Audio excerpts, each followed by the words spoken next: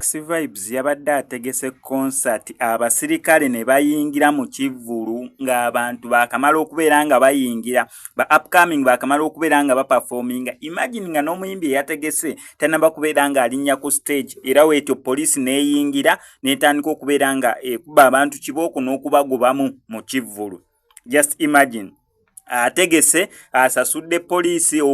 kubanga shuwadire n'okubeera nga yasasudde poliisi n'okubeera nga egaba obukumi kwa ntoyinza tegeka Kivvulu ng'ekyo nga tusasudde poliisi kugaba bukumi kyokka ate poliisi gye yasasudde okugaba obukumi order from yonna yonna gye yavudde n'ejja ng'egamba bonna mwenna bayingidde mu fulume ng'abantu n'abalala bakyali mu kubeera nga bayingira bakyasimbye layini era bwetyo poliisi n'ebagobamu Ekivvulu tekyagenze maaso ng'abayimbi bonna babadde willing okubeera nga baperformingirako Dax Cartel.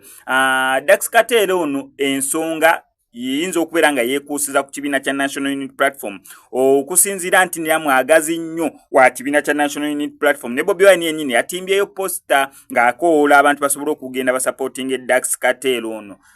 Kibi nnyo kibi ddala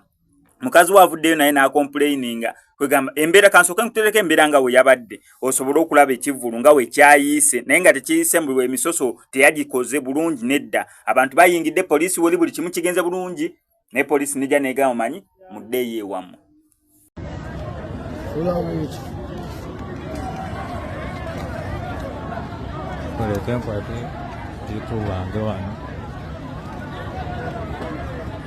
Nikolaji wanatukiriza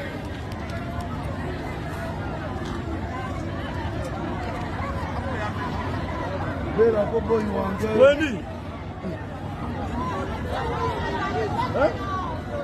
amena yingira